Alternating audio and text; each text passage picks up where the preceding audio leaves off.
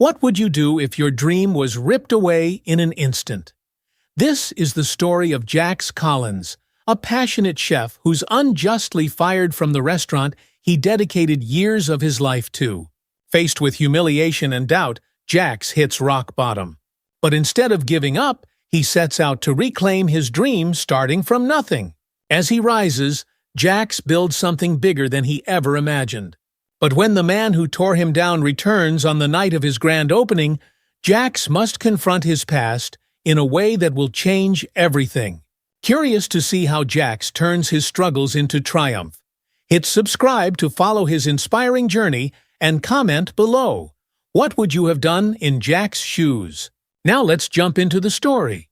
The scent of rosemary and garlic filled the air as Jax Collins stood over a sizzling pan in the kitchen of Charleston's finest, his hands moving in fluid, practiced motions.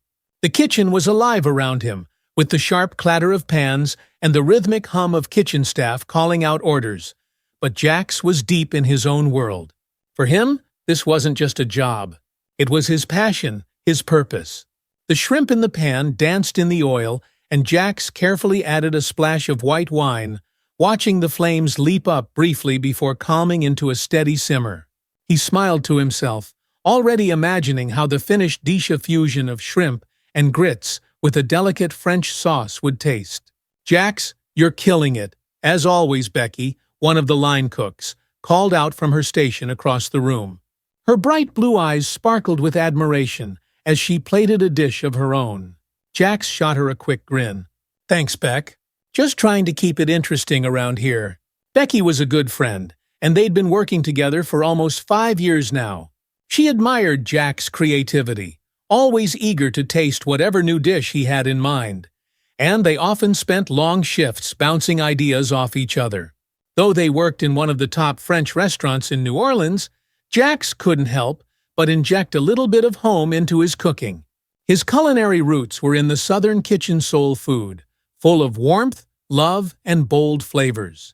But his professional training was in French cuisine, with its precision and refinement. That's what he loved, combining the two worlds in a way that created something entirely new, entirely his. As he finished plating the shrimp, Eddie, the head chef and Jax's mentor, entered the kitchen. Eddie had been with Charleston's finest for over 30 years, and his presence was a calming influence amid the fast-paced chaos of the kitchen. "Smells good in here," Eddie said, giving Jax a nod. "What have you got tonight?" Jax wiped his hands on his apron and held up the plate. "Shrimp and grits with a beurre blanc, sauce, something new I'm playing with." Eddie looked the dish over with his critical eye, then gave Jax a small smile of approval. "You've got a good instinct, kid. Keep it up." Eddie was a man of few words, but his praise meant the world to Jax. He respected the hell out of the man and appreciated the way Eddie had always supported him, even when Jax pushed the boundaries of traditional French cuisine. "Thanks, chef. I'm thinking about adding a little heat to the sauce next time," Jax said, already thinking of how to refine the dish. "Maybe a touch of cayenne." Eddie chuckled. "You're never satisfied, are you? That's a good thing, though. Keep pushing yourself." Eddie gave Jax a pat on the shoulder before moving on to check on the rest of the kitchen. As he walked away, Jax's thoughts drifted to something Eddie had said to him a few weeks ago, something that had stuck with him. Eddie was planning to retire soon. It wasn't official yet, but everyone in the kitchen knew it was coming. Jax respected Eddie, but he also knew that when Eddie left, things would change. The owners of Charleston's finest had already hinted at bringing in a new head chef, someone who would refresh the menu and modernize the kitchen. Jax had been at the restaurant for years, but he wasn't naive. He knew that the new chef might not appreciate his fusion ideas. Still, Jax had his own dreams. He imagined his own restaurant, a place where he could fully express his creativity, blending the soul of Southern cooking with the elegance of French techniques, a place where he could bring people together with the kind of food that spoke to the heart. He smiled at the thought. It was a dream he'd had for years, but it felt more real now than ever before. He could almost picture it, a cozy dining room filled with the sound of happy diners and the smell of rich, flavorful dishes coming out of his kitchen. The idea filled his chest with a warm, determined energy. "One day," he murmured to himself, "one day it'll be mine." The first thing Jax noticed about Greg Hansen, the new head chef, was his shoes. They were polished to a high shine, each step clicking sharply against the kitchen's tile floor as he strode through the doors of Charleston's finest. His chef's coat was pristine, crisp and white, and he had the air of someone who didn't just run a kitchen, he commanded it. His eyes swept over the staff with a cold, calculating gaze. Jax stood at his station, hands folded in front of him, trying to read the man who would soon be his boss. There was something about Greg that immediately put him on edge. Maybe it was the way he looked around the kitchen, his expression never quite softening into approval. It was like he was searching for flaws, for weaknesses. "Everyone!" Eddie called out as he entered the kitchen behind Greg. "This is Greg Hansen, the new head chef. He'll be taking over for me once I retire." There were murmurs of acknowledgement from the kitchen staff, but the atmosphere had changed. The warmth that Eddie had always brought to the kitchen was absent, replaced by a stiff, formal tension. Greg stood in the center of the room, arms crossed, waiting for silence. "Thank you, Eddie," Greg said, his voice clipped. "I'm looking forward to working with all of you.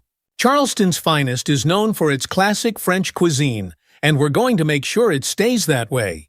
His gaze landed on Jax, who offered a polite nod in return. Something about the way Greg looked at him felt off.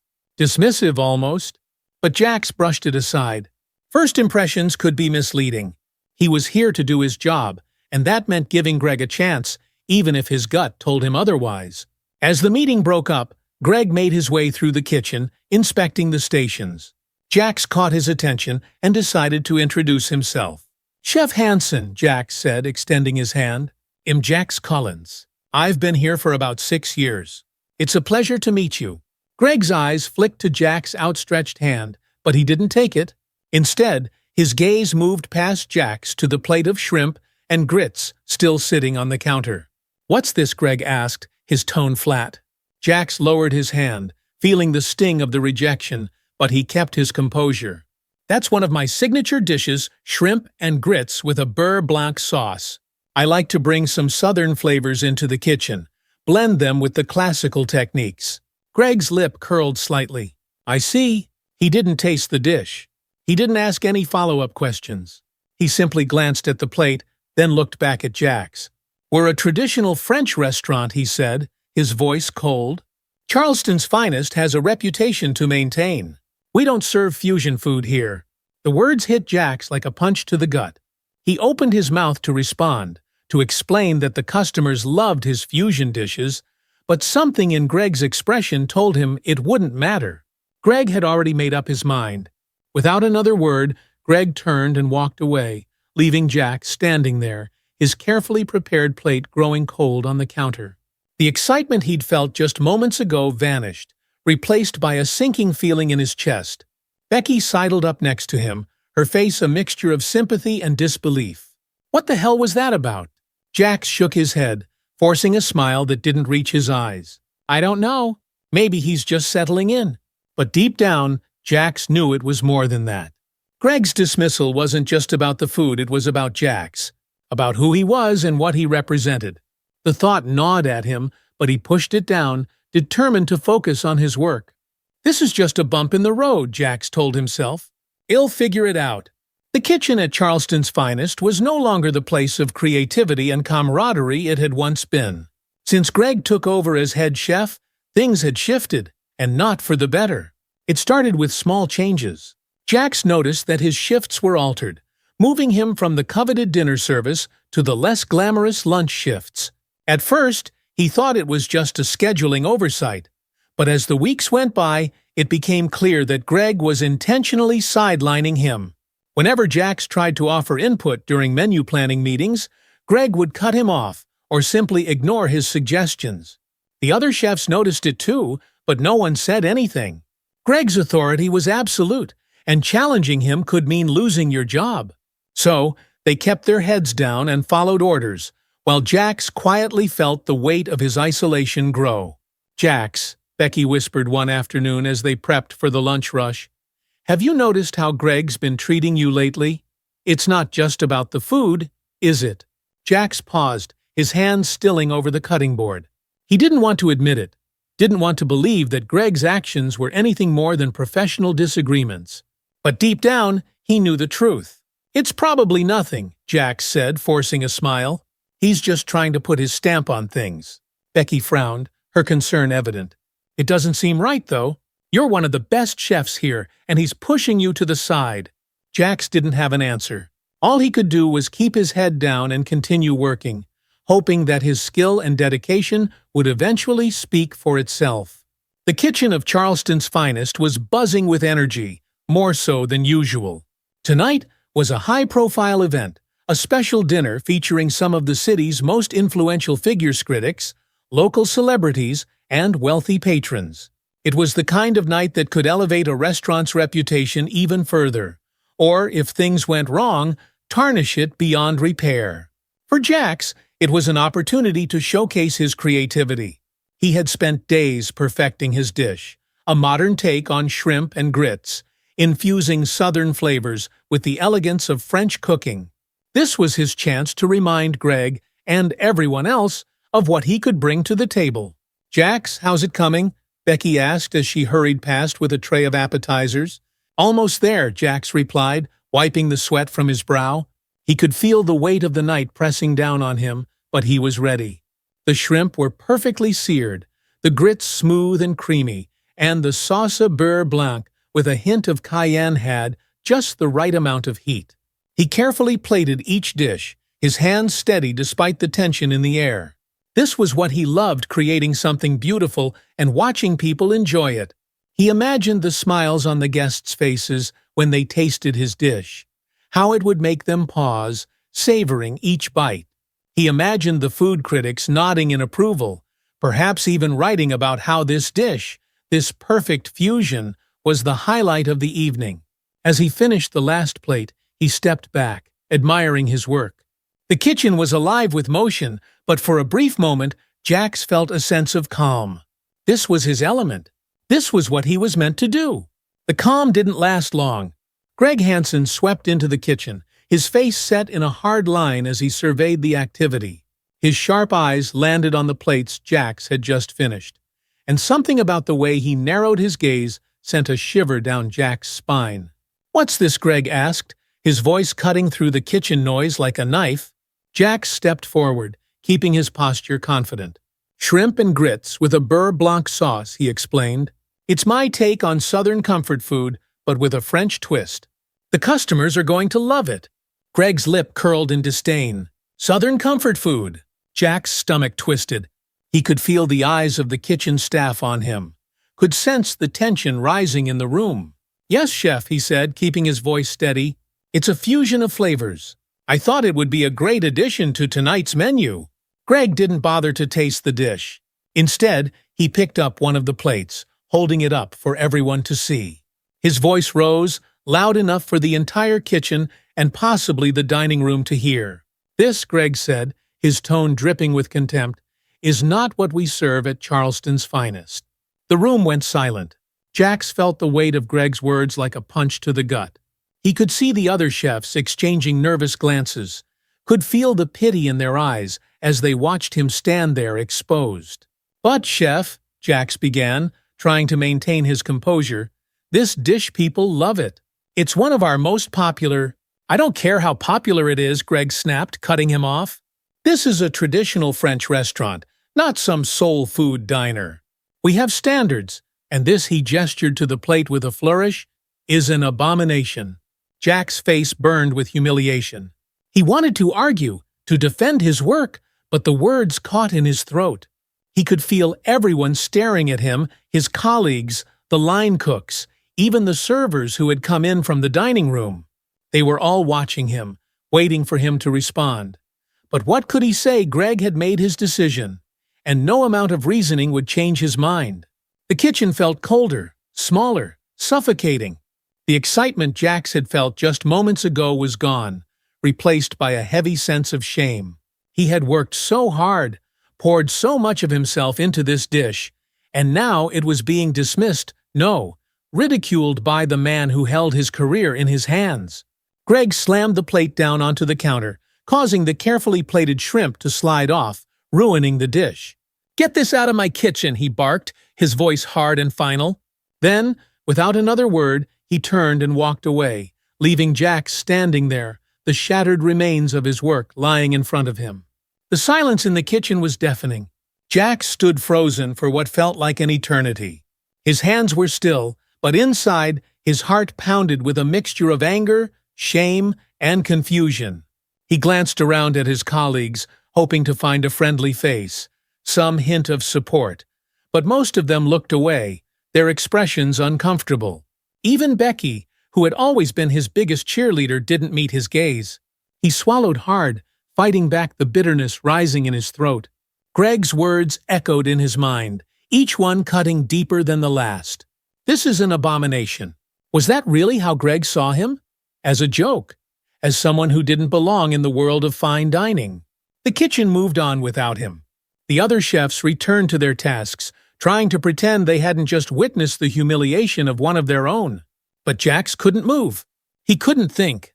All he could do was stare at the ruined plate in front of him, the dish that had once represented his passion, his creativity, now lying broken and discarded. Eventually, he forced himself to move. He gathered the plates and quietly disposed of them, his movements mechanical, detached. Each scrape of the food into the trash felt like a blow to his pride, a reminder of just how powerless he was in this kitchen. When he finished, he turned to leave the kitchen, needing a moment to collect himself, but Greg's voice stopped him. "Where do you think you're going?" Greg asked, his tone sharp. Jax clenched his jaw, his hands balling into fists at his sides. "I need a minute," he said through gritted teeth, trying to keep his voice steady. Greg shook his head, his expression cold. "No, you don't get a minute. We've got an event to run, and I need all hands on deck." Jack stood there, torn between the urge to walk out and the knowledge that he couldn't afford to. He had a job to do, and as much as he wanted to, he couldn't let himself lose control. Not here. Not now. With a deep breath, he nodded and returned to his station, the weight of humiliation pressing down on him like a lead blanket. Later that night, after the last guest had left and the kitchen was finally quiet, Jax made his way home. The ride felt longer than usual, the weight of the evening still heavy on his chest. Every passing streetlight seemed to mock him, casting long shadows that mirrored the sinking feeling in his heart. When he opened the door to his apartment, the familiar scent of Lena's cooking greeted him. Normally, that smell would fill him with warmth, but tonight it only reminded him of what he had lost, or was on the verge of losing. Lena emerged from the kitchen, her smile fading as soon as she saw the look on Jack's face. "What happened?" she asked gently, walking over to him. Jax didn't respond right away. He sank into one of the chairs at the dining table, his head in his hands, trying to find the words. But they wouldn't come. All he could feel was the overwhelming sense of failure. Lena sat beside him, her hand resting on his back. "Jax, talk to me." "What's going on?" He finally looked up, his eyes meeting hers. "It's Greg," he said, his voice barely above a whisper. "He had tore me apart tonight, in front of everyone. Two think he wants me out, Lena." Her brow furrowed in concern. "What do you mean? What happened?" Jax took a deep breath, trying to steady his voice as he recounted the events of the evening. The way Greg had dismissed his dish, the public humiliation, the cold indifference from his colleagues. As he spoke, the pain and anger he had been holding back began to spill out, his voice trembling with a mix of frustration and hurt. I don't understand why," Jax said, his hands shaking. "I'm good at what I do, Lena. I know I am. But he doesn't care. He doesn't see it. And I don't know if it's because of my cooking or something else." Lena's eyes filled with empathy as she reached for his hand. "You think it's about more than just the food, don't you?" Jax hesitated, then nodded. "Yeah, I think it is. I think it's because I'm different. Because I don't fit into his idea of what a chef at Charleston's finest should be." Lena squeezed his hand, her grip strong and steady. "I'm so sorry, Jax," she whispered, her voice thick with emotion. "You don't deserve this." He looked down at their joined hands, the warmth of her touch grounding him, if only for a moment. But the doubt still lingered, gnawing at him. "I don't know if I can do this anymore," he admitted, his voice cracking. "I don't know if it's worth the fight." Lena leaned closer, cupping his face in her hands. "It is worth the fight," she said firmly. "Jax, you are an incredible chef. You have a gift. And no matter what Greg thinks, you deserve to be there. You've earned your place in that kitchen." Jax wanted to believe her, but the hurt was too fresh, too raw. He had spent years working his way up, proving himself over and over again, and yet here he was, right back where he started, feeling like an outsider in the world he had worked so hard to belong to. "I don't know," he whispered, his voice heavy with exhaustion. "I don't know if I'm strong enough for this." Lena pressed a soft kiss to his forehead. "You are," she said, her voice filled with quiet determination. "And I'll be right here with you, every step of the way." For a moment, Jax allowed himself to lean into her strength, to let her belief in him carry the weight he couldn't bear on his own. But deep down, the doubt remained, simmering just beneath the surface. As he sat there, holding Lena's hand, Jax couldn't shake the feeling that things were about to get worse before they got better. The days after the disastrous dinner were worse than Jax could have imagined. Greg's cold indifference had transformed into something more aggressive, an outright campaign to push Jax out. Where once Jax had been a key player in Charleston's finest, he now found himself relegated to menial tasks. No more dinner service, no more working the main line. Instead, Greg had him prepping vegetables, cleaning up after others, or running deliveries. The message was clear: Jack's creativity, his input, wasn't wanted. The staff noticed the change too. The kitchen, once buzzing with camaraderie, had become tense and strained.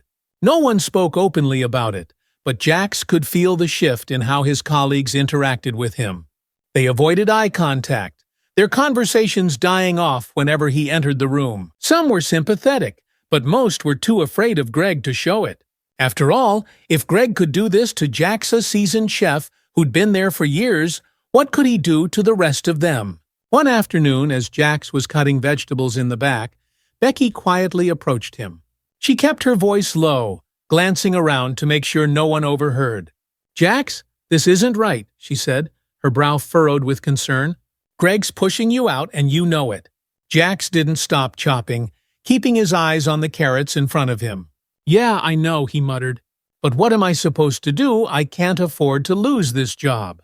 Becky bit her lip, her eyes darting toward the kitchen door as Greg passed by. "You're one of the best chefs here, Jax. Everyone knows that. But Greg is making it impossible for you to stay." Jax paused, gripping the knife a little tighter. He had always prided himself on his ability to stay calm, to keep his head down and work hard, no matter the circumstances. But this was different. Greg wasn't just dismissing his work, he was erasing him, bit by bit, until there was nothing left. "I can't fight him, Becky," Jax said quietly, setting the knife down. "I've tried. I can't win." Becky looked at him, sadness clouding her expression. She opened her mouth to say something else, but thought better of it. Instead, she gave his arm a gentle squeeze before turning back to her station. As she walked away, Jax couldn't shake the growing feeling of hopelessness that had taken root in his chest. He wasn't sure how much longer he could endure this. Jack's breaking point came just 2 days later. It was mid-afternoon, and the kitchen was quieter than usual. Jax was finishing up some prep work for the lunch shift when Greg walked in, clipboard in hand.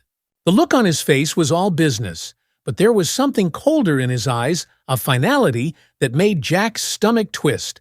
"Jax," Greg said, his voice sharp, "I need to talk to you." The rest of the kitchen staff pretended to be busy, but Jax could feel their eyes on him. He wiped his hands on his apron, trying to keep his heart from racing as he stepped toward Greg. "What's up?" Chef Jax asked, keeping his tone neutral.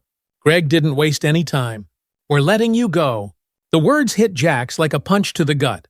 For a moment, he wasn't sure if he'd heard right. What he managed to say, his voice hoarse. Greg didn't blink. "It's clear that your vision doesn't align with the direction I'm taking this kitchen. We're a traditional French establishment, and your style doesn't fit here." Jack's mind raced. This couldn't be happening. Not like this. "But I've been here for years," Jack said, his voice rising in disbelief. "I've worked hard. The customers love my dishes." Greg's expression remained impassive. This isn't about the customers. It's about maintaining the reputation of Charleston's finest. We need consistency, and I can't have someone who's more interested in fusion food than in honoring our French roots." The coldness of the words stung. Jax could feel the humiliation creeping in, burning in his chest. He looked around the kitchen, hoping to see anyone stand up for him. But all he saw were averted gazes and uncomfortable shuffling. Even Becky, who had always been by his side, looked away, her face pale. "You can't do this," Jax said, his voice barely above a whisper. "I've given everything to this place." Greg crossed his arms, his expression hardening. "You're fired, Jax. Collect your things." Jax stood frozen, his world crumbling around him. The job he had poured his heart into, job that had once felt like home, was gone. And the worst part was, there was nothing he could do about it. With numb hands, he untied his apron and set it on the counter. He could feel the weight of everyone's stares on him as he made his way to his locker, grabbing his personal belongings in silence. His chest ached with a mixture of shame, anger, and sadness, but he kept his head down, refusing to let anyone see how deeply Greg's words had cut him. As Jax walked out of the kitchen for the last time, the heavy door swung shut behind him with a final resounding thud. That evening, Jax sat on the couch in his small apartment, his hands resting on his knees as he stared at the floor. The events of the day played on a loop in his mind, each word, each look of pity from his colleagues, replaying over and over again. He had never felt so defeated. Lena sat beside him, her face etched with concern. She had been the one to open the door when Jax came home, her warm smile quickly fading when she saw the look on his face. "What happened?" she asked softly, placing a hand on his arm. Jax couldn't look at her. He couldn't bear to see the disappointment in her eyes, to feel the weight of his failure reflected back at him. "I got fired," he said, his voice hollow. The words felt foreign, like they belonged to someone else. Lena's hand tightened on his arm. "What? Why?" Jax shook his head, a bitter laugh escaping his lips. "Greg," he said, "I don't fit the direction he's taking the restaurant. He doesn't like my style, my food." Lena's eyes narrowed. "That's ridiculous. Everyone loves your food." "The customers—" "It doesn't matter," Jax interrupted, his voice sharp. He stood up, pacing the small living room, his hands clenched into fists. "None of it matters. Greg's in charge, and he's made it clear that he doesn't want me there. So now I'm out." The anger was starting to rise, mixing with the helplessness that had been brewing inside him for weeks. He had tried so hard, given so much, and it had all been for nothing. Greg hadn't just taken away his job, he had taken away Jack's sense of purpose, his identity as a chef. "What are we going to do?" Lena asked quietly, her voice tinged with worry. Jack stopped pacing, his hands falling to his sides. He looked at Lena, the woman who had stood by him through everything, and felt a fresh wave of guilt wash over him. She had believed in him, trusted him to build something, and now he had nothing to show for it. "I don't know," he admitted, his voice cracking. "I don't know what to do." Lena stood and walked over to him, wrapping her arms around his waist. She rested her head against his chest, her voice gentle but firm. "We'll figure it out. We always do." Jax hugged her back, but the words felt empty. He didn't know how to fix this. For the first time in his life, he felt like he was truly lost. The next few weeks were a blur of frustration and rejection. After losing his job at Charleston's finest, Jax threw himself into the job market, desperate to find something, anything that would pay the bills. But the culinary world was small, and Greg's influence reached farther than Jax had anticipated. Everywhere he applied, he was met with polite refusals. Some restaurants weren't hiring, others were hesitant to take on a chef with a reputation for fusion cooking. And while no one said it outright, Jax knew that his time at Charleston's finest had tainted his chances. The worst part was the subtle whispers. Word had gotten around that Jax had been fired, and with Greg's reputation as a respected head chef, people assumed that Jax had been the problem. Difficult to work with was the phrase that followed him from interview to interview, even though Jax had never been anything but dedicated and professional. One afternoon, after yet another rejection, Jax sat in his car outside a small diner, his resume crumpled in his lap. The owner had barely looked at him before turning him away, and now Jax was left with the bitter taste of failure lingering in his mouth. He stared out the window, watching the city move on without him, and felt the weight of his situation settle heavily on his chest. He had worked his entire life to get to where he was, and now it felt like it had all been taken away in an instant. How had it come to this? At home, things were no better. The strain of Jack's unemployment began to take its toll on his relationship with Lena. She had been patient, supportive, but as the bills piled up and Jax remained jobless, the tension between them grew. One night, after a particularly long day of unsuccessful job hunting, Jax came home to find Lena sitting at the dining table, a pile of unpaid bills in front of her. The sight made his stomach turn. "We need to talk," Lena said, her voice calm but tired. Jax sighed, setting his keys on the counter. He knew this conversation was coming, but he had been avoiding it. "I know," he said, sitting across from her. "Things are tight right now. I'm doing everything I can to find work." Lena's expression softened, but the worry in her eyes was still there. "I know you are. But we need to figure out a plan, Jax. The rent's due next week, and we're already behind on utilities." Jax rubbed a hand over his face, the exhaustion weighing on him. "He'll find something," he promised, though the words felt hollow. "I'm not giving up." "I'm not asking you to," Lena said, her voice gentle. "But I can't keep pretending that everything's fine when it's not.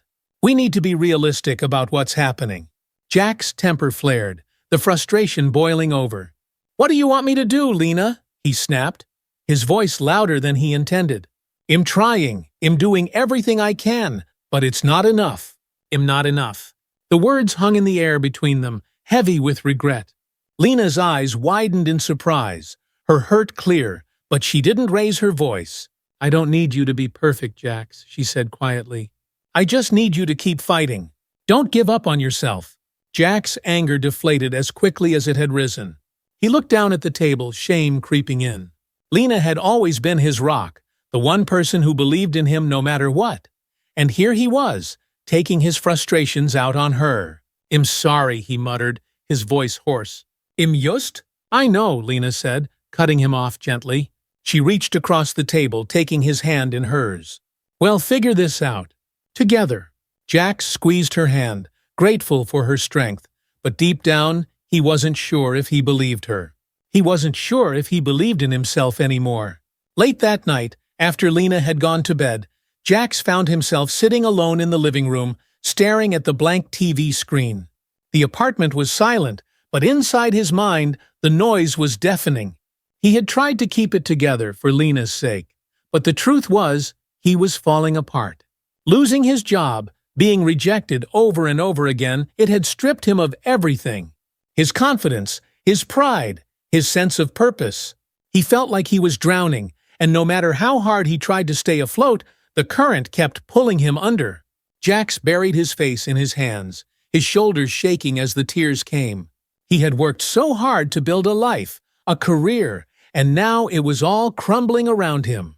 And the worst part was, he didn't know how to fix it. He didn't know if he could fix it. As the tears fell, Jax allowed himself to feel the full weight of his failure. He had always been the strong one, the one who never gave up, but now he was broken. And he wasn't sure if he would ever be whole again. A week later, while Jax was still struggling to find work, an unexpected opportunity presented itself. Jax was sitting at his kitchen table, staring at a blank piece of paper as he tried to update his resume for what felt like the 100th time. His phone buzzed on the counter, and he almost didn't answer it, assuming it was another rejection. But something made him pick it up. "Hello," he answered, his voice flat. "Hi, is this Jax Collins?" a cheerful voice responded on the other end. "Yeah, who's this?"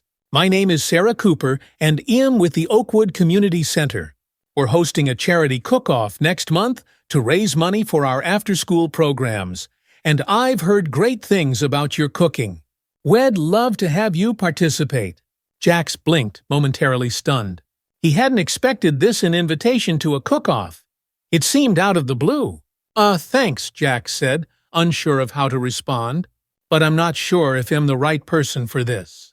"I'm not exactly?" "Nonsense," Sarah interrupted, her voice warm and encouraging. I've tasted your food at Charleston's finest. You have a gift, Jax, and we'd be honored to have you showcase your talents at our event." Jax hesitated, doubt creeping in. He hadn't cooked professionally since losing his job, and the thought of putting himself out there again, especially in a public competition, made his stomach churn. What if he failed? What if he wasn't good enough anymore? "I appreciate the offer, really," Jax said slowly, "but I don't know if I'm ready for something like this." "Jax, I understand," Sarah said gently, "but sometimes the best way to get back on your feet is to dive right in. This could be a chance for you to remind yourself and everyone else of what you're capable of." Jax sat in silence for a moment, her words hanging in the air. He glanced at the stack of bills on the counter, the rejection letters, the resume that still sat unfinished on the table. Maybe she was right. Maybe this was the chance he needed to reignite the spark that had been snuffed out. "Can I think about it?" Jax asked finally.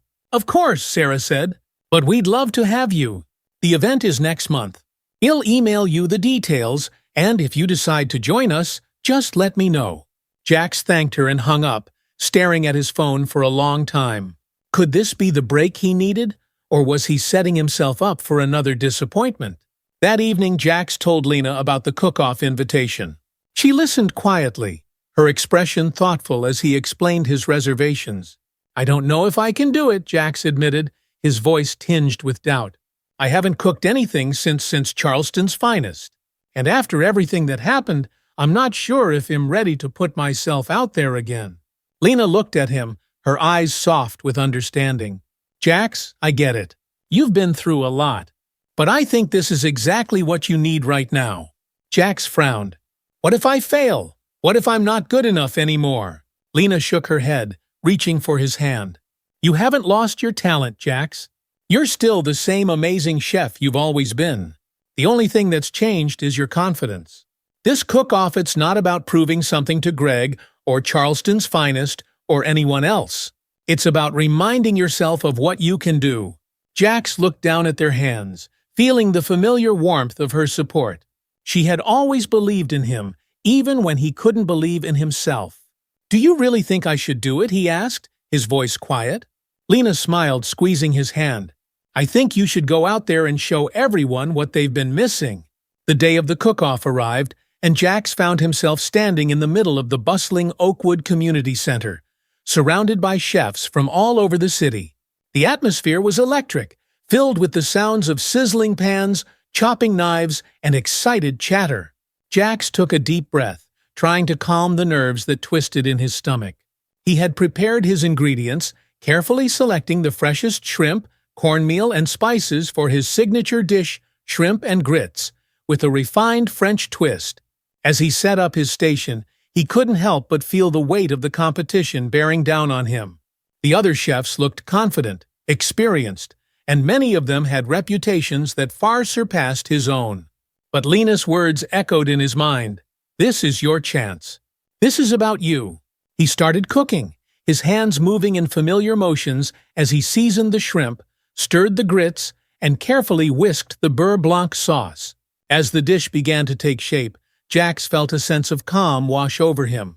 For the first time in weeks, he wasn't thinking about Greg, or Charleston's finest, or the rejections. He was just cooking. As the cook-off progressed, Jack's station began to draw attention. Spectators wandered over, intrigued by the mouth-watering aromas wafting from his grill. The combination of Southern comfort and French refinement in his dish was something new, something exciting.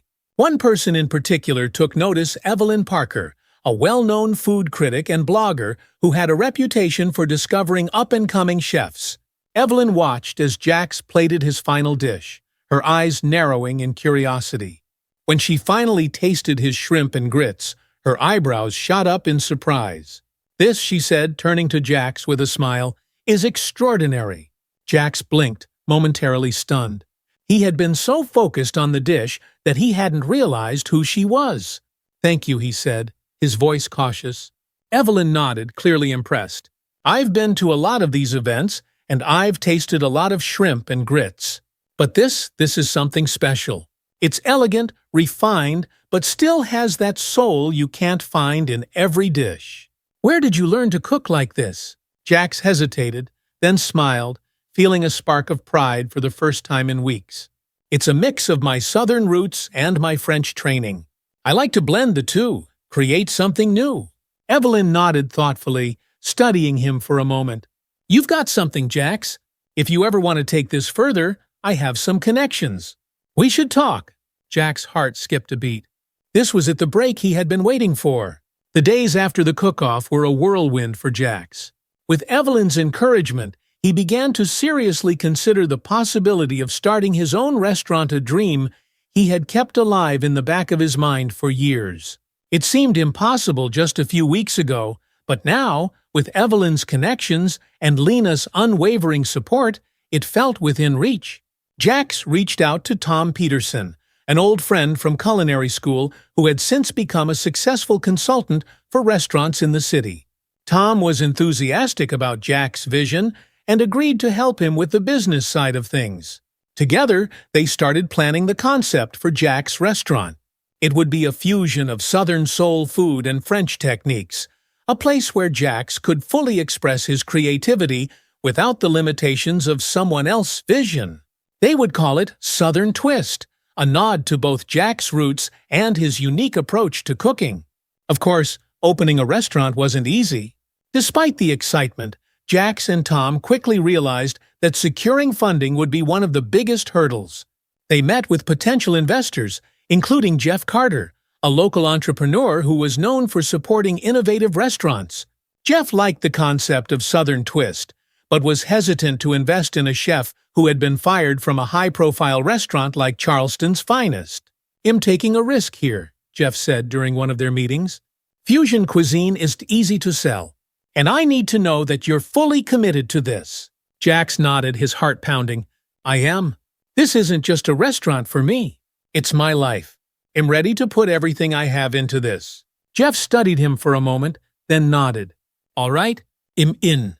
With Jeff's backing, Jax and Tom were able to secure the funding they needed to lease a space for the restaurant. It was a small location in a trendy part of the city, perfect for the intimate, welcoming atmosphere Jax envisioned. Over the next few months, Jax threw himself into planning the menu and designing the restaurant. He worked late into the night, testing recipes in his small apartment kitchen, tweaking flavors and techniques until each dish was perfect. The menu would reflect his journey, a fusion of the comforting, soulful dishes he grew up with, and the refined, elegant techniques he had learned in culinary school. Dishes like his signature shrimp and grits, a modern take on gumbo, and a sweet potato souffle with a French twist would be the stars of Southern Twist. As he worked, Jax felt the spark of creativity that had been missing for so long reignite. He was no longer just a chef trying to survive, he was an artist, creating something new and exciting. And with each passing day, his confidence grew. One evening, as Jax sat at the kitchen table, sketching out ideas for the restaurant's layout, Lena joined him, a cup of tea in hand. "You've been working nonstop," she said with a smile, leaning over his shoulder. "You're going to burn yourself out before the restaurant even opens," Jax chuckled, setting down his pen. "I can't help it. There's so much to do." Lena sat beside him, her eyes filled with pride. "I haven't seen you this excited in months. It's like you're finally coming back to life." Jax smiled, feeling a warmth in his chest. "I think I am." They sat in comfortable silence for a moment. Then Jax glanced over at her, his expression serious. "Lena," he said softly, "I couldn't have done this without you. You've been with me through everything, and I don't think I ever thanked you for that." Lena's eyes softened as she reached for his hand. "You don't have to thank me, Jax. I'm with you, always." Jax squeezed her hand, feeling a deep sense of gratitude. He knew that this was just the beginning, but with Lena by his side, and with Southern Twist finally becoming a reality, he felt ready for whatever came next. The day Jax had been waiting for had finally arrived. After months of preparation, sleepless nights, and endless testing of recipes, Southern Twist was ready for its grand opening. The restaurant stood in the heart of New Orleans, nestled in a bustling neighborhood known for its vibrant culture and love of food. Outside, the sleek sign above the door gleamed, proudly displaying the name Jax had dreamed of for years. Jax stood in the middle of the dining room, taking it all in. The space was perfect warm wooden tones, vibrant artwork inspired by his southern roots, and an open kitchen where diners could watch the magic happen. It was everything he had imagined and more. Lena stood beside him, her hand resting on his arm. She had been his rock throughout the entire process, and as they looked out at the finished restaurant, Jax couldn't help but feel a surge of gratitude. "I can't believe we did it," Jax murmured, his voice filled with awe. Lena smiled up at him, her eyes shining. "You did it, Jax. This is all you." Jax shook his head. "I couldn't have done it without you." He leaned down and kissed her softly on the forehead. "Thank you for believing in me, even when I didn't." Lena squeezed his hand. "Always." As evening fell, the first guests began to arrive. The dining room filled quickly, with a mix of food critics, local celebrities, and excited patrons eager to taste Jax's unique fusion of Southern and French cuisine. The buzz in the air was palpable. Everyone in the room knew they were about to experience something special.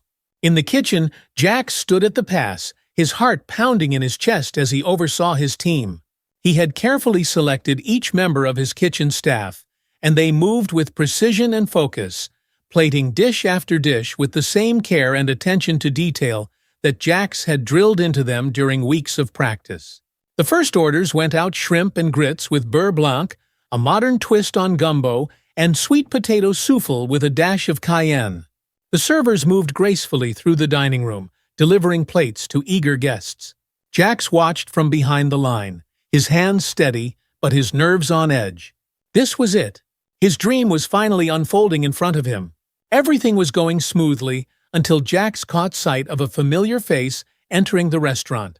Greg Hansen, the man who had fired him, humiliated him in front of his colleagues, and nearly destroyed his confidence. Jax's stomach dropped as he watched Greg walk through the door. He wasn't here to enjoy the food, that much was clear. He was here to observe, maybe even to find fault. Jax had heard through the grapevine that Charleston's finest had been struggling since Greg took over. Negative reviews, empty tables, and a general lack of creativity had plagued the once-renowned restaurant. Jax couldn't help but feel a bitter satisfaction at the thought. Greg was seated at a table near the back, his eyes scanning the room. Jax's heart raced as he watched the interaction between Greg and the server. When Greg ordered, Jax saw the slip come through to the kitchen: shrimp and grits. Of course! Jax took a deep breath, steadying himself. He wasn't going to let Greg rattle him. This was his night. Southern Twist was his restaurant, and he wasn't going to let anyone, especially Greg, ruin it. As the evening wore on, Jax couldn't ignore the tension that had settled in the pit of his stomach. Every time he glanced at Greg's table, he felt the weight of the man's presence like a shadow creeping over the dining room. He knew this moment was coming, but he hadn't expected it to be so soon. When Greg finished his meal, he asked to speak with Jax. One of the servers relayed the message, her voice hesitant, as though she could sense the history between the two men. Jax wiped his hands on his apron, the weight of the moment pressing down on him. He stepped out of the kitchen and approached Greg's table, feeling the eyes of the entire dining room on him. The hum of conversation quieted, and Jax could sense that people were waiting for something to happen. "Greg," Jax said, keeping his voice calm and even. "How's the food?" Greg looked up at Jax, a smirk playing on his lips. "Not bad," he said, his tone dismissive. "A bit flashy for my taste, though." Jax felt the sting of the comment but didn't let it show. He had expected Greg to criticize his cooking. That was what Greg did. But Jax wasn't going to let him take control of this moment. "I appreciate the feedback," Jax said, keeping his tone neutral. "But from what I hear, Charleston's finest isn't doing so well these days." Greg's smirk faltered for just a second, but it was enough for Jax to notice. The power dynamic had shifted, and Greg knew it. "It's fine," Greg said, his voice tight. "Just a slow season." Jax raised an eyebrow. "A slow season? Or maybe people are starting to realize that traditional French cuisine can get a little boring." The air between them crackled with tension. Jax had never spoken to Greg like this before, but tonight was different. Jax wasn't the same man he had been when Greg fired him. He had built something new, something that Greg couldn't touch. Greg leaned back in his chair, his eyes narrowing. You think this place is going to last? Jack's fusion cuisine is a trend. It'll fade, and then where will you be back to square one? Jax felt a flicker of doubt, but he quickly pushed it aside. This was what Greg did. He sowed doubt, undermined confidence. But Jax wasn't going to let him win. I guess we'll see, Jax said, his voice steady. But one thing's for sure, Southern Twist is my vision. I don't need Charleston's finest, and I don't need you. Greg's expression hardened. He had come here expecting to maintain control, to intimidate Jax into submission, but Jax wasn't playing along. Greg had no power here, and for the first time he knew it. You're making a mistake, Greg said, his voice low and cold. Jax smiled, a calm confidence settling over him. No, Greg, the mistake was yours. Greg stood abruptly, his chair scraping against the floor. Without another word, he stormed out of the restaurant, his presence leaving a hollow space behind. Jax watched him go, feeling a mixture of relief and pride. He had won.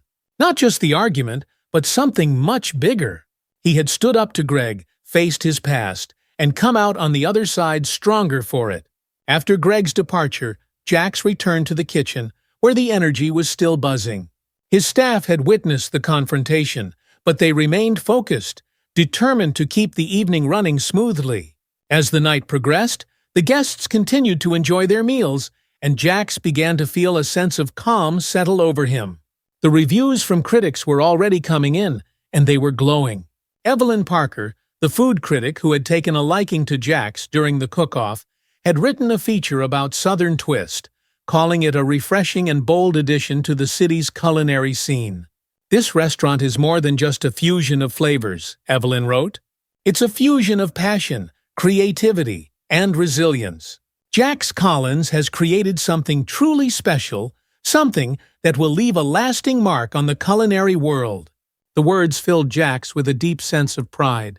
This was why he had fought so hard, why he had pushed through the doubt and the fear. Southern Twist wasn't just a restaurant, was the embodiment of everything he had worked for, everything he believed in. By the end of the night, the dining room was filled with laughter and compliments, the air thick with the satisfaction of a successful evening. He had done it. As the restaurant emptied and the staff began to clean up, Jax took a moment to step outside, the cool night air a welcome relief from the heat of the kitchen. Lena joined him, her arms wrapping around his waist as they stood together on the quiet street. You did it, Lena whispered, resting her head on his shoulder. We did it, Jax corrected, smiling down at her. I couldn't have done this without you. Lena looked up at him, her eyes shining with pride. I'm so proud of you, Jax. You never gave up, even when things got tough. Jax nodded, feeling the weight of the journey he had been on. There had been moments when he thought he would never get here.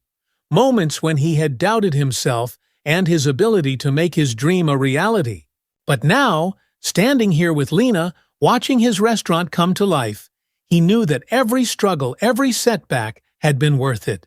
I couldn't have done it without you, Jax repeated softly, his voice filled with gratitude. Lena had been his rock, his constant source of support. And now they were standing here side by side, ready to take on whatever came next. Lena smiled, leaning up to kiss him. This is just the beginning. Jax nodded, his heart swelling with excitement. Southern Twist was only the start. There was so much more he wanted to accomplish. But for tonight, he was content to stand here with Lena, the woman who had believed in him when no one else had. Together, they walked back inside the restaurant, ready to celebrate the success of their dream. A week after the opening of Southern Twist, Jax found himself standing outside Charleston's finest, the restaurant where his career had once flourished and where it had all come crashing down. The building looked the same as it always had, but the atmosphere was different. There was a stillness in the air, a quiet that hadn't been there before. The once bustling restaurant was now half empty, and the reputation it had once held was fading. Jax hesitated for a moment before stepping inside. He wasn't sure why he had come, maybe out of curiosity, maybe out of a need for closure. But as soon as he walked through the door, he knew it was the right decision. Inside, the restaurant was quiet. A few tables were occupied, but the energy that had once filled the dining room was gone. Jack scanned the room and saw Greg sitting alone at a corner table staring at his hands. For a moment, Jax considered turning around and leaving. But something pulled him forward. He approached Greg's table, his footsteps soft on the polished floor.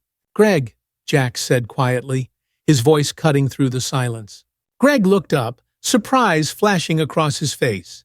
He hadn't expected to see Jax here, not after everything that had happened. But there was no arrogance in Greg's expression now, no smugness, just exhaustion and defeat. "What are you doing here?" Greg asked, his voice flat. Jax sat down across from him, his hands resting on the table. "I wanted to talk." Greg raised an eyebrow, clearly skeptical. "Why, you've already won." Jax shook his head. "This isn't about winning. It's about closure." Greg was silent for a moment, his gaze dropping to the table. "You've built something good," he admitted, his voice barely above a whisper. "Southern Twist, it's impressive." Jax nodded, accepting the compliment without pride. "Thank you." They sat in silence for a few moments, the weight of their shared history hanging in the air. Finally, Greg sighed, his shoulders slumping. "I made a mistake," Greg said, his voice heavy with regret. "I let my pride get in the way. I didn't see what you were trying to do, what you were capable of." Jax looked at Greg, the man who had once held his future in his hands, and felt a strange sense of peace. He had carried the weight of Greg's betrayal for so long, but now, sitting here, he realized that he didn't need to anymore. "I forgive you," Jack said softly, his voice calm. "Not for your sake, but for mine." Greg looked up, surprise flickering in his eyes. "Why?" "Because holding on to that anger, it was only hurting me," Jack said, his voice steady. "I've moved on, Greg. I'm building something new, something I believe in. And I'm not going to let what happened between us hold me back." Greg stared at Jax for a long moment, the weight of his words sinking in. Finally he nodded, a small, almost imperceptible nod, but it was enough. "Thank you," Greg whispered, his voice thick with emotion. Jax stood, feeling a sense of closure settle over him. He had come here to face his past, and now he was ready to leave it behind. "Good luck, Greg," Jax said quietly, before turning and walking out of the restaurant, the door closing softly behind him. As Jax walked away from Charleston's finest, he felt lighter than he had in years. The restaurant where his career had once thrived, the man who had once torn him down, it was all behind him now. He had faced his past, and in doing so, he had freed himself from it. Jax walked through the streets of New Orleans, the city alive with music and laughter. He smiled to himself, knowing that this was where he belonged here, in the heart of the city, surrounded by the flavors and culture that had shaped him as a chef. Southern Twist was thriving, and Jax knew that this was only the beginning. He had big plans for the future, more restaurants, more opportunities to share his vision with the world. But for now, he was content to enjoy the present. He had built something beautiful, something that was uniquely his. And as he walked toward his future, he knew that whatever challenges came his way, he was ready to face them. 5 years had passed since the grand opening of Southern Twist, and Jack's restaurant had become a cornerstone of New Orleans' culinary scene. His unique fusion of Southern and French cuisine had earned him multiple awards, and his restaurant had expanded into a small but successful chain, with locations in cities across the country. Jack stood in the kitchen of the original Southern Twist, watching as his team worked together in perfect harmony. The restaurant was bustling, the dining room filled with laughter and conversation, just as he had always imagined. Lena stood beside him, her smile as warm as ever. She had been his partner through every step of the journey, and together they had built a life and a legacy that they were proud of. "Look at what we've done," Lena said softly, her voice filled with pride. Jax nodded, his heart full. "It's more than I ever dreamed of." But Southern Twist wasn't just a restaurant. It was a symbol of resilience, of creativity, of never giving up on your dreams. And Jax had made it his mission to mentor young chefs from diverse backgrounds, helping them find their own voices in the kitchen. That evening, after the last guest had left and the staff was cleaning up, Jax walked into the kitchen, where a young chef named Darius, one of Jack's proteges, was working on a new dish. "How's it going?" Jax asked, leaning against the counter. Darius looked up, his face lighting up with a smile. "It's coming along. I think I'm almost there." Jax nodded, watching as Darius plated the dish with care. He saw so much of himself in the young chef, the same passion, the same drive to create something new and exciting. "You've got talent, Darius," Jax said, his voice filled with encouragement. "Keep pushing yourself. You're going to do great things." Darius beamed, his confidence growing with every word. "Thanks, chef. That means a lot coming from you." Jax smiled, feeling a sense of pride and fulfillment. He had come full circle from the chef who had been fired and humiliated, to the chef who was now passing on his knowledge and experience to the next generation. As Jax left the kitchen that night, he felt a deep sense of peace. Southern Twist was more than just a restaurant, it was a legacy, one that would continue to grow and evolve long after Jax was gone. And that was the greatest success of all. It was a quiet afternoon, and Jax stood in the middle of Southern Twist's dining room, watching the preparations for another evening of service.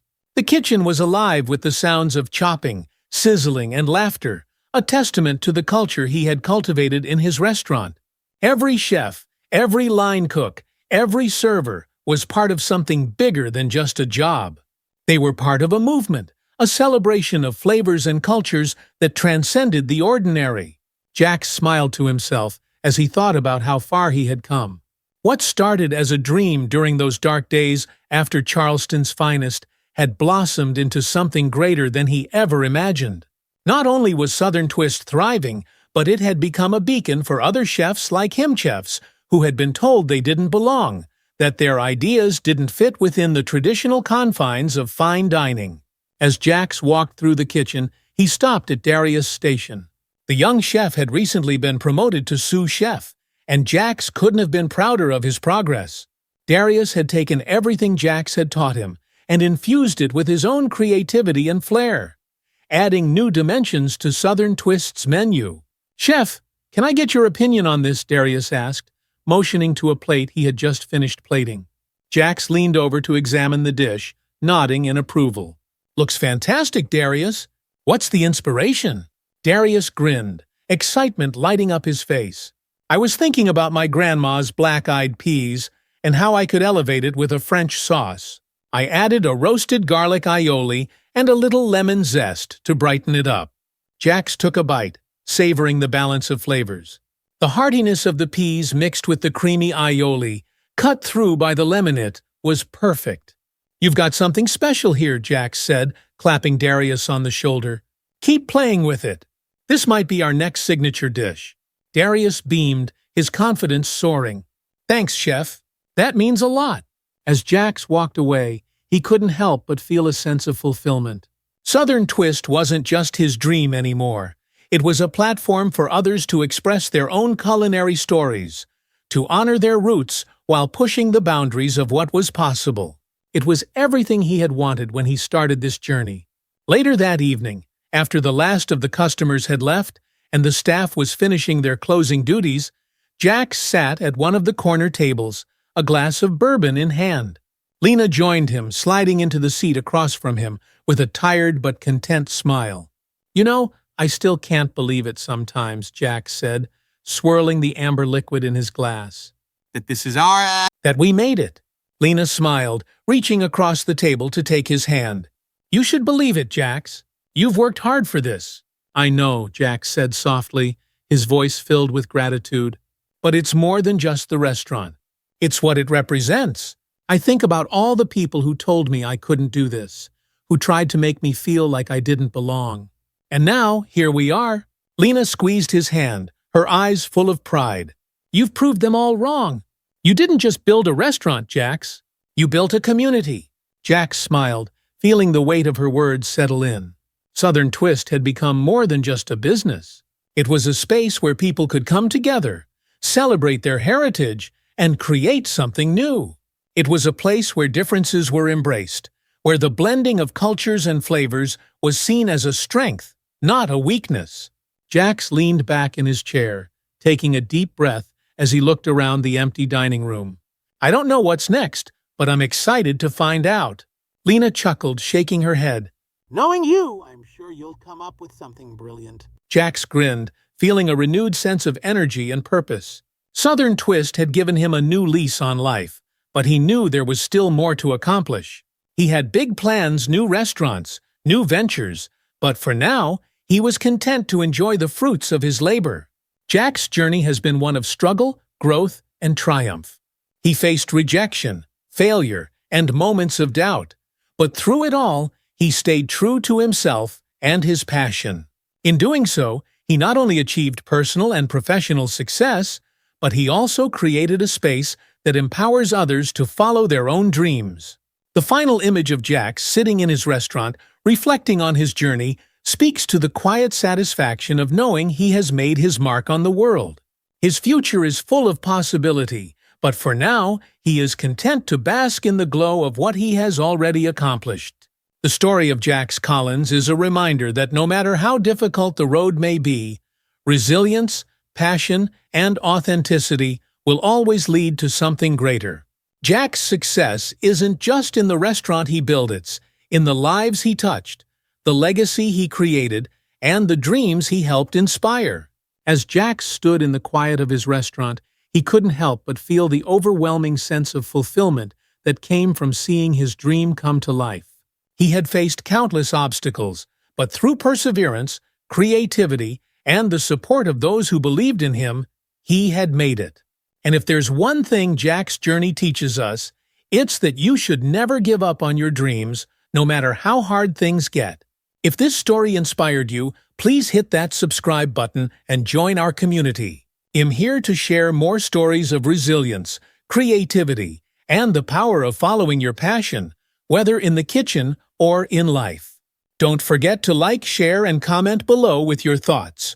And remember, your dreams are always within reach if you just keep pushing forward.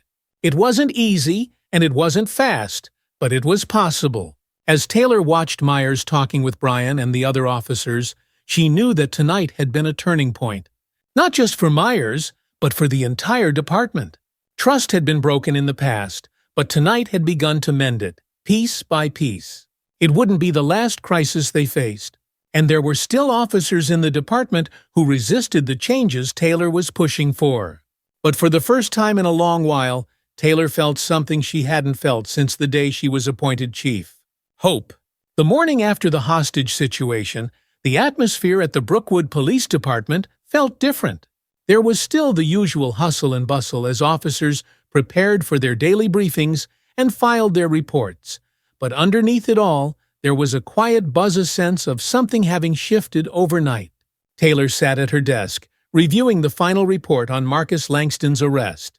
It had been a close call, but they had managed to resolve it peacefully, and all the hostages had made it out safely.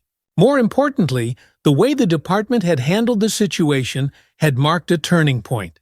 Officers who had once been divided over Taylor's leadership now seemed to see her in a different light. Just as she finished reading through the report, there was a knock on her door. It was Lieutenant Brian Mason, as steady as ever, but today his expression was lighter, almost relieved. "Chief, just wanted to give you a heads up. Word about last night's incident is spreading through the department," Brian said, stepping inside. "And it's good news this time. People are talking about how well things went." Myers stepping up really surprised a lot of folks. Taylor leaned back in her chair, feeling the tension she hadn't realized she was holding begin to melt away. "What's the general sentiment?" she asked, knowing how important the officers' trust was to the department's cohesion. Brian sat down across from her, rubbing the back of his neck thoughtfully. "Honestly, I think last night changed a lot of minds. There's been a lot of talk about how you handled the negotiation and how you brought Myers in, even though he's suspended. They're seeing you as more than just the person cracking down on them. They're seeing a leader who's willing to trust her people even after mistakes." Taylor considered his words, her mind flashing back to the moment when Myers had shown up. She had taken a gamble by letting him help, but it had paid off. More than that, it had allowed the department to see that redemption and growth were possible, even for someone like Myers, who had been on the wrong path. "That's good to hear," Taylor said, though she tempered her relief. "But we're not done yet. The real challenge will be keeping this momentum going. We can't let one good night undo the work we still need to do." Brian nodded in agreement. I think people are starting to get that. You've got more allies than you realize, Chief. Taylor smiled at that, a small but genuine smile. For the first time in a long time, she felt like the department wasn't just surviving. It was starting to thrive. Later that afternoon, Taylor called Jared Myers into her office. His suspension was still in effect, but after last night, she knew they needed to talk. Myers entered the room with a cautious expression, as if unsure of what was coming. He stood at attention, waiting for her to speak. "Have a seat, Officer Myers," Taylor said, gesturing to the chair in front of her desk. Myers sat down, but he didn't look entirely comfortable. There was still a lingering wariness in his eyes, a trace of the arrogance she had once seen in him, now replaced by something quieter, more thoughtful. "I wanted to thank you for your help last night," Taylor began, watching his reaction closely. "You stepped up when it mattered, and because of that, we were able to end the situation peacefully." Myers looked down at his hands, nodding slightly. "Thank you, Chief. I knew Marcus. I couldn't stand by and do nothing." Taylor studied him for a moment before continuing. "You did the right thing. But I also want you to understand that what you did doesn't erase your past mistakes. You're still suspended, and when you come back, you'll still be required to complete your retraining. The way you handled yourself last night shows that you've got potential, but it also shows that you need to make that your standard, not the exception." Myers' shoulders slumped slightly, but he nodded. "I get that. I'm not going to make excuses for what happened before. I messed up, but I'm trying to do better. That's all I can ask," Taylor said, her tone softening just a little. "But understand this, Myers earning back trust isn't something that happens overnight. You'll have to prove yourself, not just to me, but to the entire department." "I will," Myers said, meeting her gaze. "I know I've got a long way to go, but I want to make things right." Taylor could see the sincerity in his eyes. Maybe he really had learned from his mistakes. Only time would tell if he could maintain that growth, but for now, she was willing to give him the chance. "Good," Taylor said, standing up and offering her hand. "Well, see where you are when you finish your retraining." Myers shook her hand, his grip firm but respectful. "Thank you, Chief."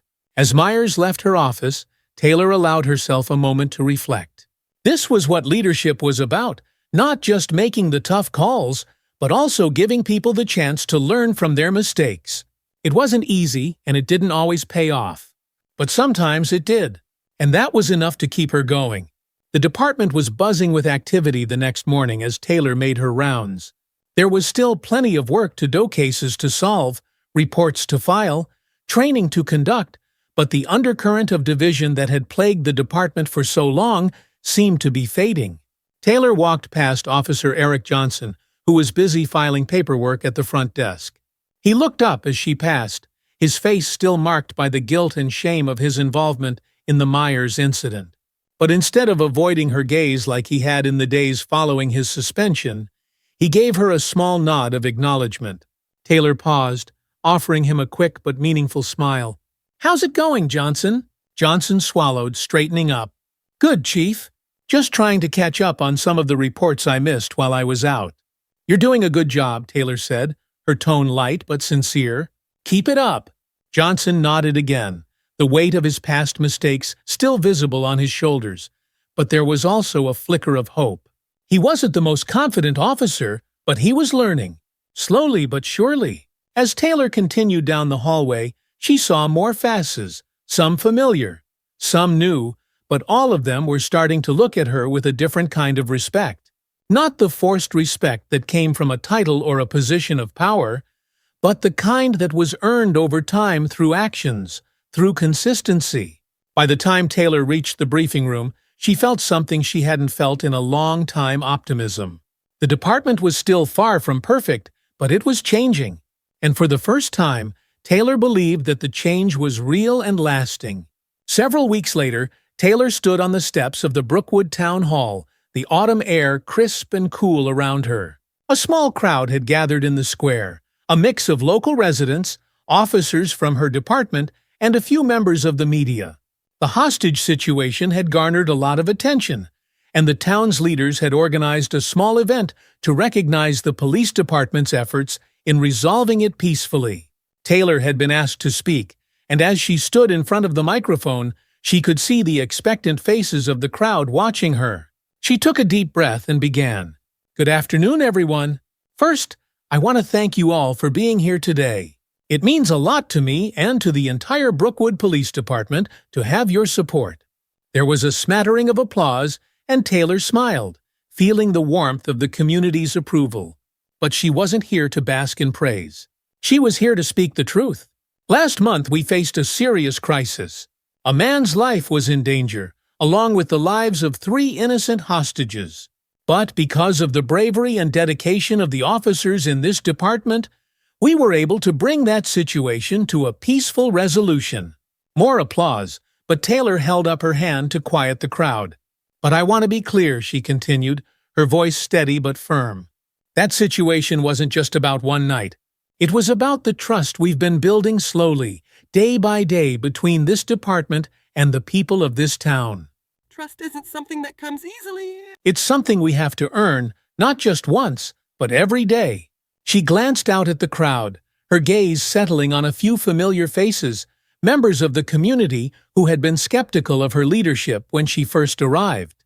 People who had questioned her ability to lead, to bridge the gap between the department and the town it served.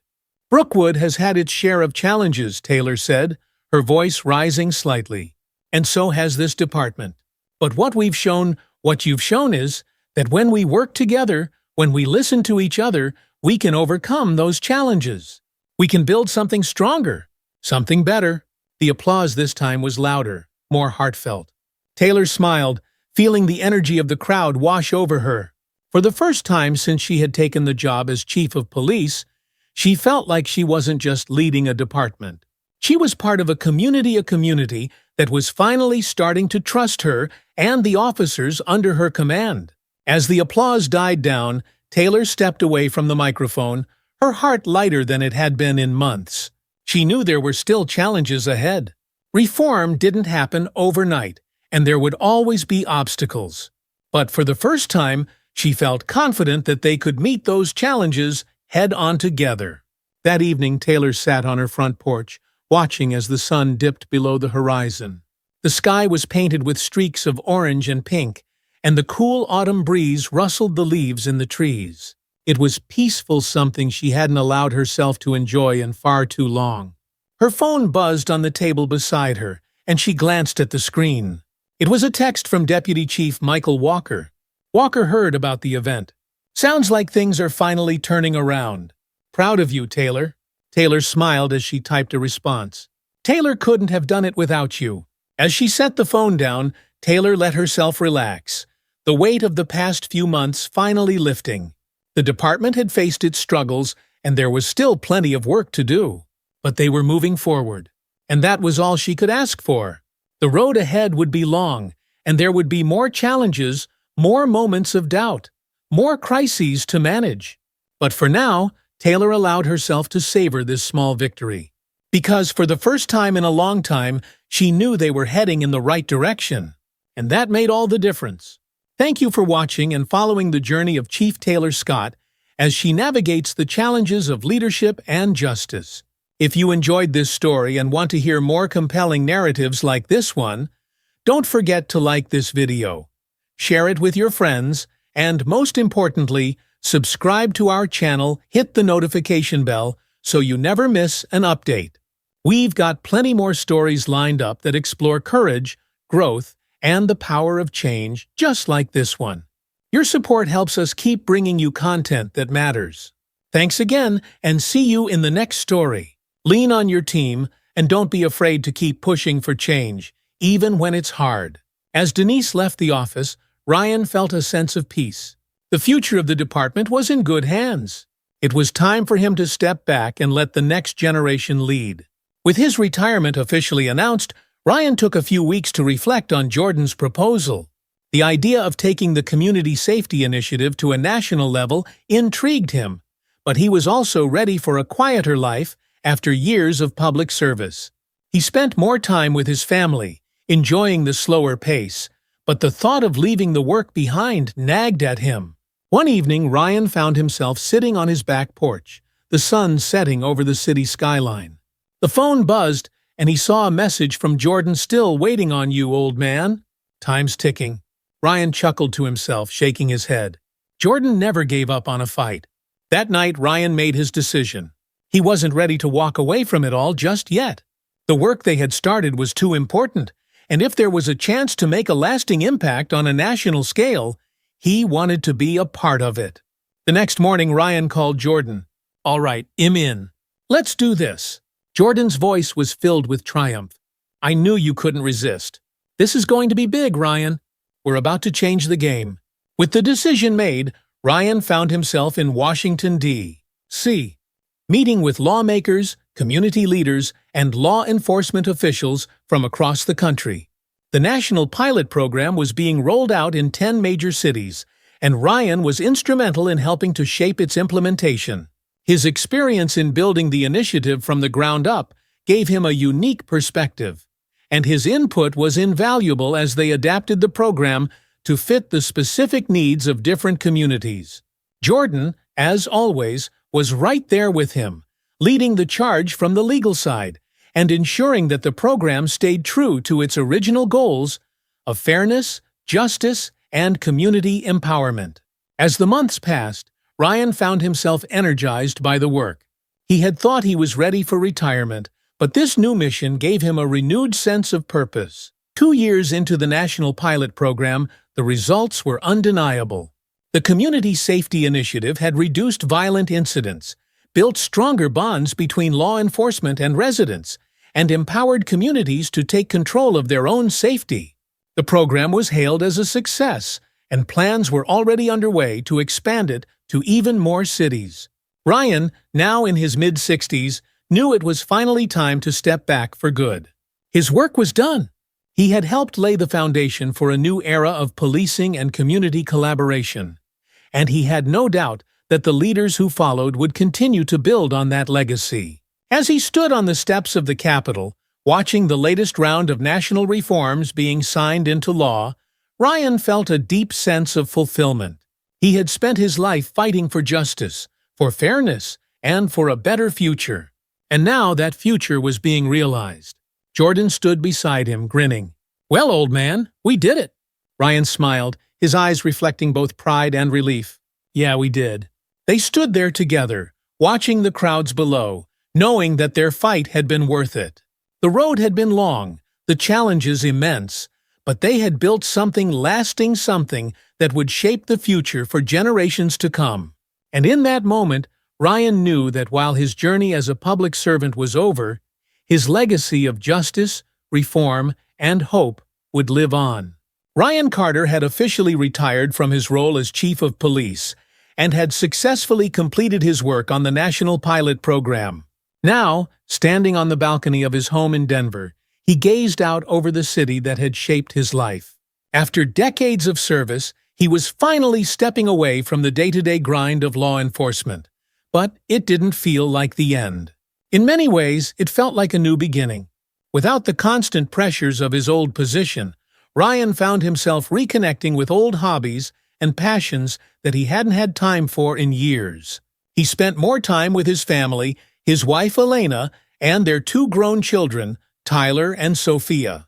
The past few years had been especially hard on them with Ryan's intense focus on work, and now he wanted to make up for lost time. One sunny afternoon, Ryan and Elena took a walk through the park, something they hadn't done in what felt like ages. The air was crisp, the leaves falling gently around them, and Ryan felt a sense of peace that he hadn't experienced in years. "You finally have time to slow down," Elena said with a smile as they strolled along the path. Ryan nodded. "It feels strange, but it's nice. I think I forgot what it was like to just be present." Elena squeezed his hand. "You've earned it, but I have a feeling you're not done yet." Ryan smiled, knowing she was right. Even in retirement, his mind still buzzed with thoughts about how he could continue making a difference. But this time, he would do it on his terms, without the constant demands of his old job weighing him down.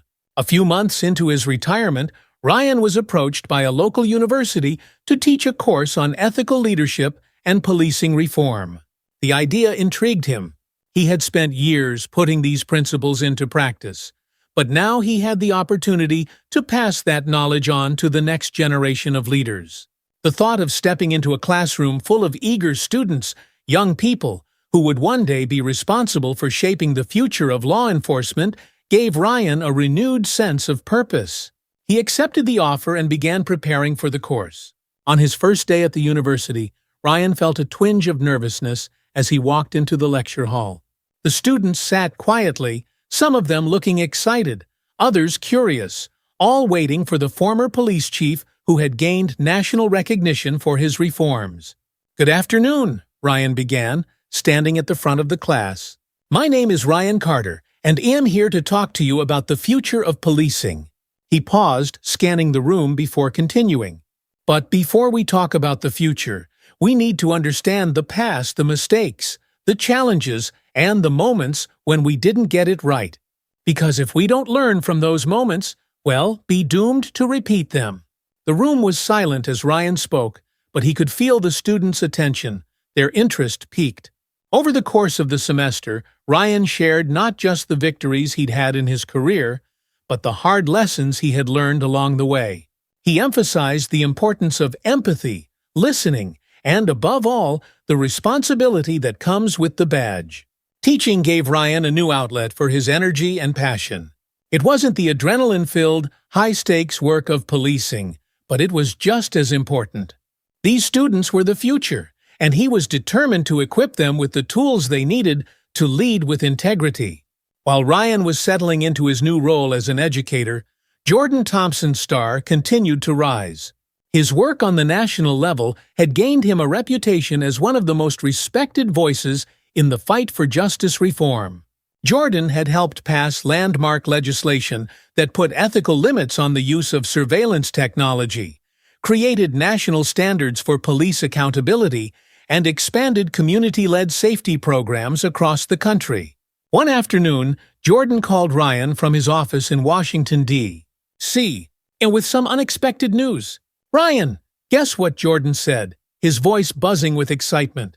"They want me to run for office." Ryan chuckled.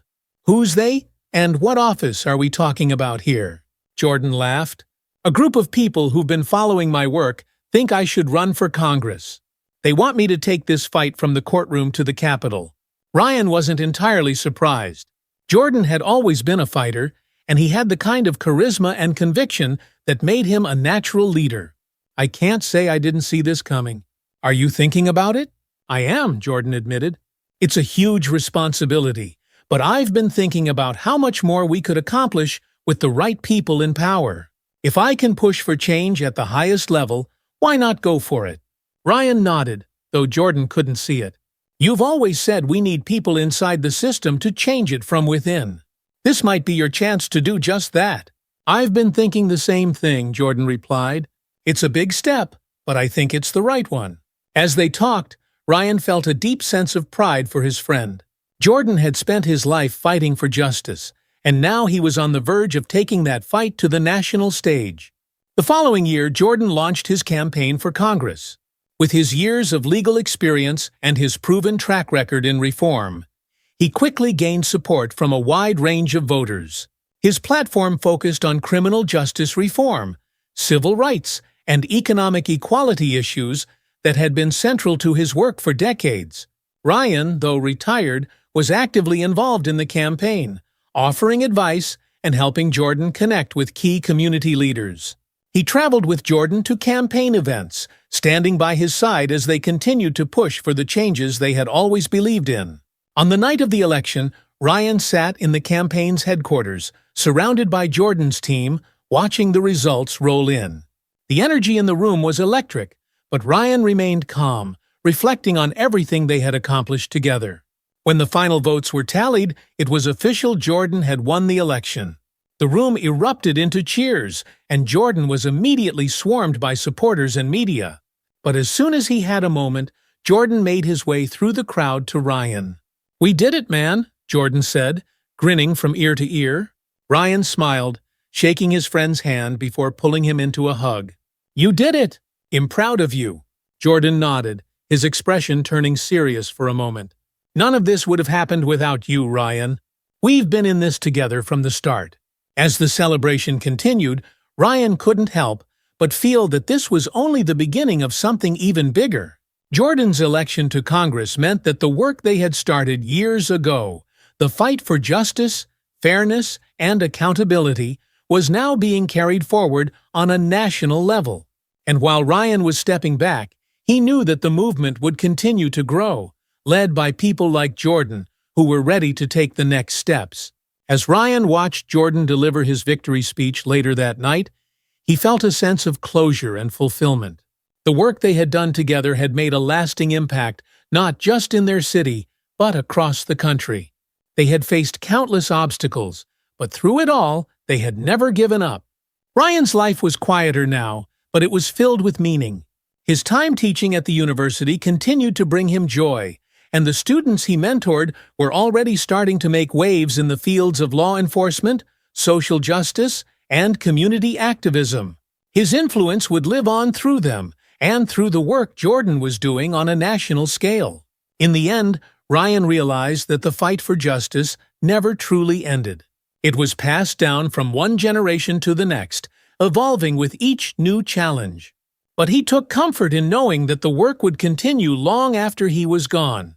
And as he looked toward the future, Ryan Carter was filled with hope that the lessons they had learned, the battles they had fought, and the progress they had made would lead to a world that was fairer, more just, and filled with opportunity for all. As the story draws to a close, we want to thank you for joining us on this powerful journey of justice, friendship, and change. If you enjoyed this story and want more thought-provoking content like this, be sure to subscribe to our channel. Your support means the world to us, and it helps us continue sharing stories that inspire, challenge, and make a difference. Don't forget to hit the notification bell so you never miss an update, and feel free to share your thoughts in the comments below. We'd love to hear where you're watching from and what impact this story had on you. Subscribe now for more impactful stories and content that makes you think. We value your feedback, so if you enjoyed this story, leave a like and share your thoughts in the comments below. Thank you for being part of our storytelling community, and stay tuned for more stories that remind us all that no matter how hard things get, we are never truly alone.